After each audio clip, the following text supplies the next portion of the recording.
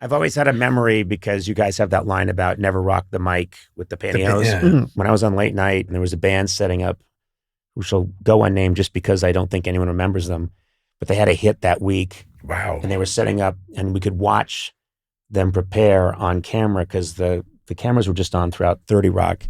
So I'm getting ready for the show, doing my stuff, and I see this guy getting ready. And then I see him tying panties and bras to his mic stand.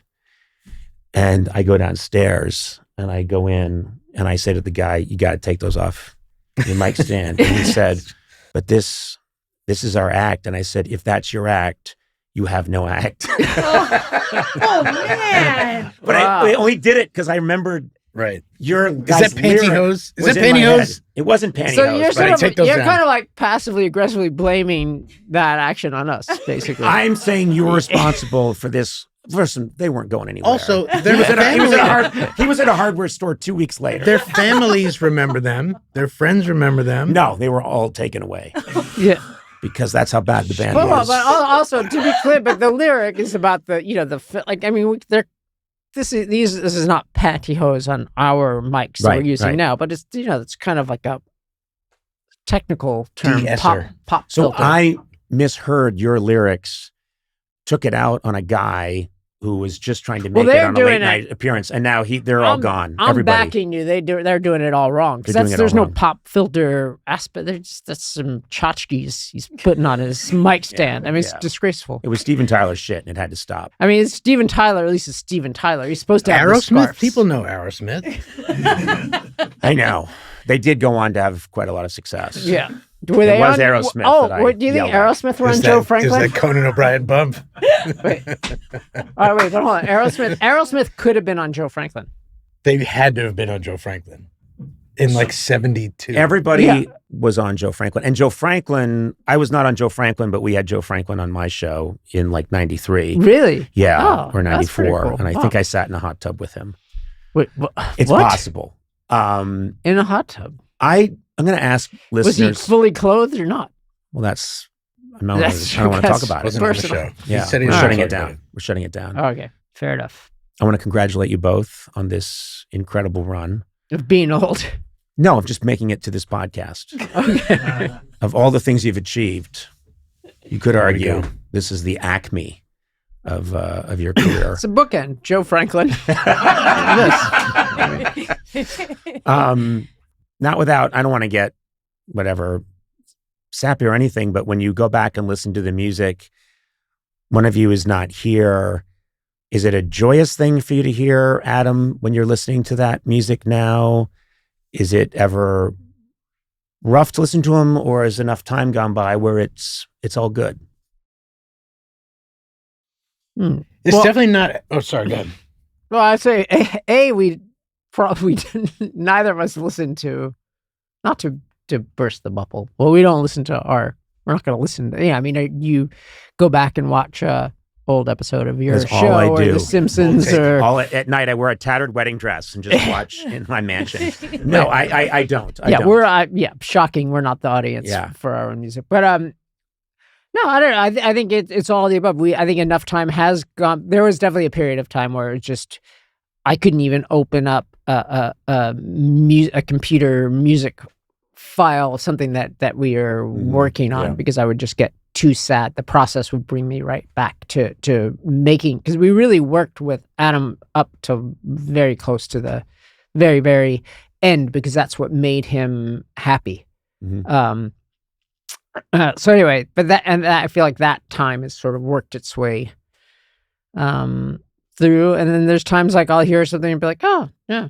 Oh, like the rest is like when because now I think once in a while, like our things will get licensed to like, I don't know, we'll give a sync license to like Mario Brothers or something. So you'll be like on an airplane or something, and that will, you'll have forgotten, or at least at my point of aging, I'll have forgotten that we've licensed that song, and then the thing will come on the airplane. I'll be like, oh, yeah, that's kind of, it's sort of actually nice. Beastie Boys music in a good way it's out there. It's you're going to hear it. It's not. It's you don't have to go looking for it to hear it in the best way. So I'm just curious if that when you hear your own music, is it evocative of anything, or do you just think like, yep, that was then, this is now? Well, two things. For me, I feel very similar. It was very hard at first because not only, did we record all the music together with Adam, but we were also, best friends for decades. And so we were together every day. And so when you lose a friend like that, it's really, really hard. And, not everybody has a friend who's like a musician whose voice you hear every day. It was hard. Mm-hmm. It's definitely less shitty now. Right. But the thing about us hearing our music, like for me, hearing the music, the whole thing is weird. Do you know what I mean? That anybody likes our band, that we've played at Madison Square Garden, or that we have platinum records, or that people want to listen to it. The whole platinum records that are not our records. Multiple platinum records. The whole thing is weird. Do you know what I mean? Yeah. So when you hear it in a movie or you hear it from a car or something, it's very weird. Still, I don't think it'll always be weird. I think that's healthy. Because it is miraculous. Anything like that is miraculous. And to get to a point where it's like, but of course, for we are the Beastie Boys. It's just like therein lies we're madness. Also not like, we don't know how to make songs. That's the other thing. Is we don't know how to like craft a perfect song and write a good melody that brings you in with like the pre-chorus into the chorus with the vamp and the thing. We don't actually know how to do that. So what you're saying, Adam, is you might have been like a potential Hunts Hall, but you were been bullshitting this whole time. But you were no Linda Perry. I am Hunts Hall, not Linda Perry. Yeah. Well, congrats on the 30th anniversary. Yes. Oh wait, no, I have a question though. So I mean, because you're not allowed to ask me questions. That's not how this works.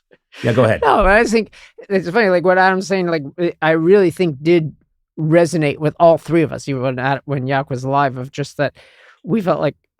How does this work that we're just basically making these inside jokes and that it actually other people get let in, right? It's sort of miraculous that other people could even appreciate them. But when you're crafting a bit on whatever level, whether you're writing for somebody else or your own, but anyway, but all right. But no, what writing.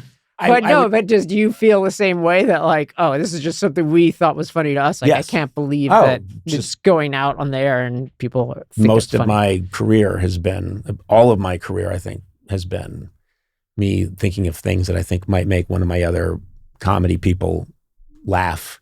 And then later on, someone's talking to you about it because they saw it on television or it meant something to them. And I still find that crazy. It's just, we're all getting away with highway robbery. Just we're having fun and making things that delight ourselves, and then it's a thing, and so it's nice. I think I'll always be more fascinated by your side of the business, by music, because I try to understand it, but I don't. It's not in me. I like to play it. I like to play at it, but to create music on the level that you guys did is mysterious to me and really endlessly fascinating. And every comedian I know secretly wishes that they were in a group and they were making music and playing Madison Square Garden. No, but there is a huge comedy music crossover appreciation. Like when that last video that we did that Yauch directed for Make Some Noise, and we had.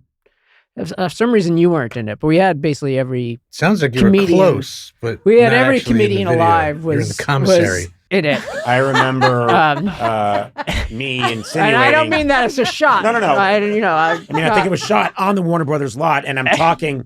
I was talking to Yauch, and it would have been so easy for him to say, "Hey, Conan, do you want to hop in? You got 5 minutes." I mean, and I think he had a camera rolling. Yeah, I mean, he's like, I remembered him pushing me out of the way of the camera. He actively avoided asking you to be in it. He leaned against me to push me out of the way of the camera. No. Yeah. He was like, Will Ferrell. He was like, Will Ferrell, right? Yeah. I mean, he just happens to be here. Yeah. He's not. No, he wanted my Rolodex. Is what he wanted. But no, there is a funny crossover, and I think that's why I always think. When I would see you guys, I would think, oh, to make music that everyone wants to sing along to, but also get to be funny at the same time as you guys were. It was like, that'd be fun. But no, I'm here with you, Sona. I'm sorry. Yeah. No, I love it. Oh, okay, that's Right. nice. This Not is you fun. specifically, but, this. but I love the process. That's okay. Guys, I'm going to wrap it up just because I'm not getting paid. It has been 30 Yeah, years. where are the sponsorship breaks? Like, where are the? We don't do those here. That's Like I won't have. That's dirty linen. Where's the ads for Casper medicinal mattresses and stuff? marijuana and stuff? Like, where? We used to have really fun ads, and then this is like a crazy humble brag, but at the beginning, and then this thing got big where the ads now are all for like legitimate, boring companies. It used to be for like fracture prints, which turned photographs into glass, and I had more fun doing those ads. Yeah. And then it became, American Express, and you're like, that's no fun. Magoosh. Magoosh was fun. Yeah. Please, Okay. I don't want to waste What's their time. Magoosh? I don't really remember what it was, but he just kept, the name of the company was Magoosh, and you could just kept screaming. Okay, please. Sorry. Now please, we don't want them to get into the Magoosh thing. Guys, You can't call me a magoosh. It's a magoosh. I'm a Magoosh, you're a Magoosh. I don't remember what Magoosh did. Gentlemen, I thank you for being here.